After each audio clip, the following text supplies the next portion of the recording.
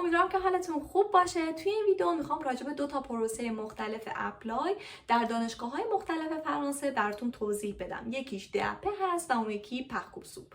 خب از جایی که داریم خیلی سریع نزدیک میشیم به ددلاین ثبت نام آزمون‌های زبان و ددلاین درخواست پذیرش تو دانشگاه‌های فرانسه، من ترجیح دادم که این اولین ویدئویی باشه که باهاتون به اشتراک میذارم. امیدوارم که اطلاعات این ویدیو براتون مفید باشه و بتونه تو این پروسه بهتون کمک کنه.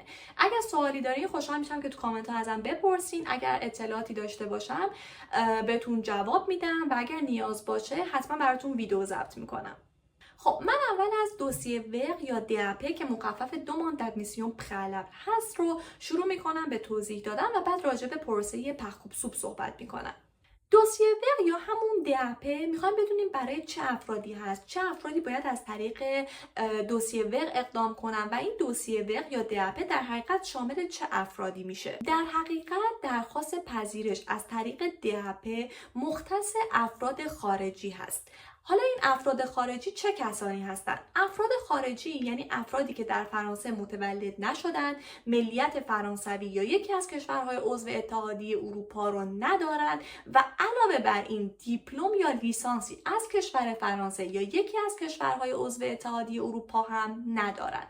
پس اکثر ما ایرانی ها که برای آموزش دوره زبان به فرانسه میایم شامل درخواست پذیرش از طریق DAP میشیم. اما چیز مهمی که اینجا هست اینه که خیلی مهمه که ما بدونیم آیا برای DAP کردن نیازه که ما مدرک زبانمون، دلفمون یا دلفمون رو همراه با مدارکمون برای دانشگاه ها ارسال بکنیم یا نیازی نیست؟ بعد اینکه پذیرش گرفتیم میتونیم براشون ارسال بکنیم؟ که باید بگم نه، خیلی مهمه که شما یا مدرک دلف یا دلف رو داشته باشین و برای دانشگاه ها ارسال کنید و اگر مدرک دلف یا دلف ندارین باید آزمون TCF DAP رو ثبت نام کنید که سایت رسمی DAP رو براتون زیر این ویدیو میذارم. میتونید اطلاعات تکمیلی، تاریخ‌های دقیق هر سال رو روی این سایت مطالعه کنید. زمانبندی درخواست پذیرش از طریق DAP به چه شکل هستش؟ درخواست پذیرش از طریق DAP معمولاً از اول اکتبر هر سال تا 15 دسامبر هر سال هستش. اما این 15 دسامبر باید دقت کنید که آخرین روزی هست که شما میتونید مدارکتون رو براشون ارسال کنید. اما مدرک زبانمون رو تو چه تاریخی باید بذاریم؟ دقیقاً مدرک زبانتون رو هم باید تا قبل از 15 دسامبر با بقیه مدارکتون برای دانشگاه ها ارسال کنید. یعنی شما نمیتونید مدارکتون رو برای دانشگاه ها ارسال کنید و بعد مدرک زبانتون رو براشون بفرستید. پس اگر دارین برای آزمون دلف یا دلف ثبت نام میکنید خیلی مراقب زمانبندی هاتون باشید. شما تا قبل از 15 دسامبر باید مدارک تحصیلیتون، ترجمه هاتون یا هر مدرک دیگه که DAP نیاز داره رو به اضافه مدرک زبانتون برای دانشگاه ها ارسال کنید. حالا مراحل DAP به چه شکل است؟ اول از همه مهمترین چیز مدرک زبانتون هست. بعد به سایت رسمی خود DAP مراجعه میکنید. فرمی که خود سایت رسمی DAP براتون گذاشته رو دانلود میکنید، پرینت میگیرید و میخونیدش که ببینید چه مدارکی نیاز دارید و بعد با مدرک زبانتون از طریق پست براشون ارسال میکنید. بعد از اینکه اونها مدارک شما رو بررسی کردن و بهتون تو 30 آوریل جواب ها رو دادن، شما تا 3 می وقت دارین که جواب مثبت خودتون رو برای دانشگاه هایی که به شما جواب مثبت دادن ارسال کنید. اما همینجا باید یه نکته رو در نظر داشته باشید. اول از همه که شما برای DAP فقط 3 تا دانشگاه و 3 تا رشته رو میتونید انتخاب کنید که براتون توضیح میدم به چه شکل هستش. اما وقتی دانشگاهی به شما جواب مثبت داد، شما از این 3 تا گزینه ممکنه 2 تا دانشگاه یا 3 تا دانشگاه به شما جواب مثبت بدن.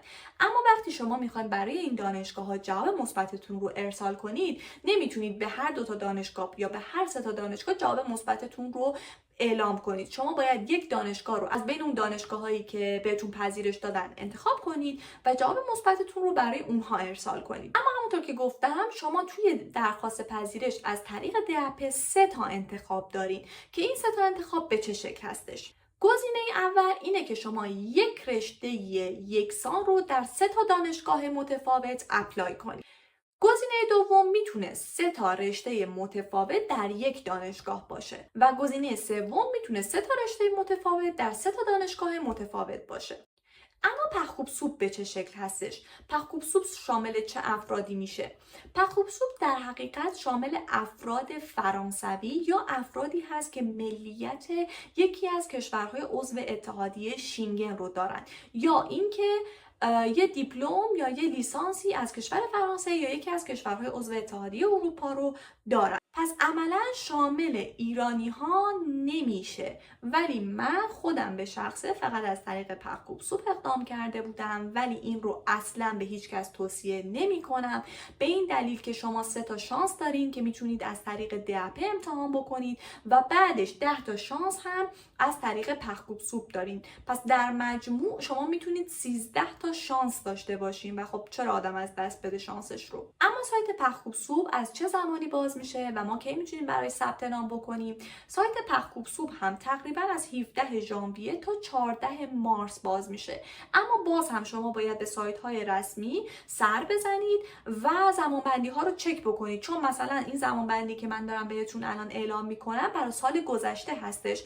وقتی نزدیک به ددلاین ها میشین برین سایت های رسمی رو چک بکنید و تاریخ ها رو مجدد بررسی بکنید. در حقیقت تا 14 مارس شما وقت دارین که رو سایت پخکوب سوپ ثبت نام بکنید و یک سری مدارکی که مورد نیاز هست رو براشون آپلود بکنید و بعد از اون تا 3 آوریل وقت دارین که تمام دانشگاه ها و رشته هایی که میخواین رو انتخاب بکنید. مدارکتون اگر کم و کاستی داره باید براشون آپلود بکنید و 3 آوریل دیگه سایت بسته میشه و شما هیچ دسترسی به سایت ندارین. حالا جوابهای پخکوب سوپ از چه تاریخی شروع میشه به اومدن؟ معمولا از 30 می جوابهای پخکوب سوپ هم شروع میشه به ارسال شدن. فقط این رو باید در نظر بگیرین که روی سایت پخکوب سوپ وقتی دانشگاهی به شما پذیرش میده معمولا براتون همزمان یک ایمیلی هم ارسال میشه که بهتون میگه که دانشگاه پقی بهتون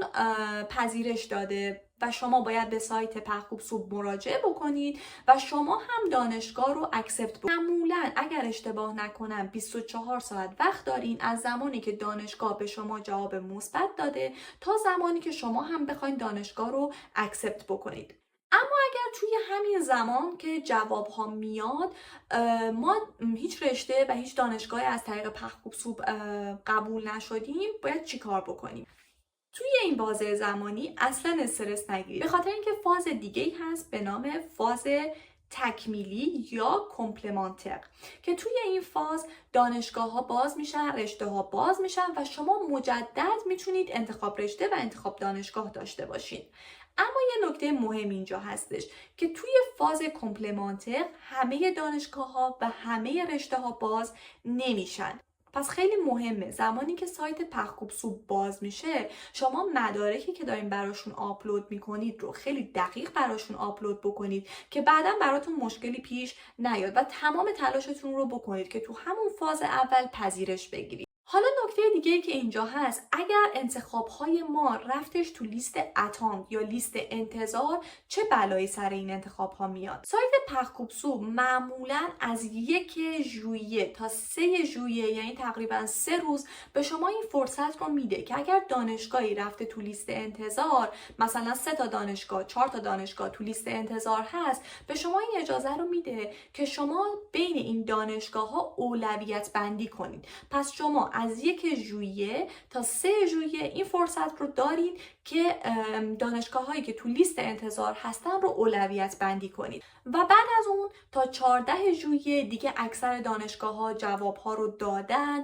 شما تکلیف دانشگاهتون مشخص شده، میدونید که کدوم شهر پذیرش گرفتین، به سایت رسمی خود دانشگاهتون مراجعه میکنید، مراحلی داره، ازتون یه سری مدارک ممکنه مجدد بخواد، اونا رو براشون آپلود میکنید و ثبت نام آنلاینتون رو انجام میدین. امیدوارم که همتون موفق باشین و تو سال جدید هر رشته و دانشگاهی که دوست دارین رو قبول بشین. امیدوارم که این ویدیو بتونه بهتون کمک بکنه و اگر دوستانی دارین که در کشور فرانسه هستن و امسال درگیر این مسئله هستن که بخوام برای دانشگاه ها اپلای کنن، میتونید این ویدیو رو براشون ارسال بکنید. ممنونم. خداحافظ.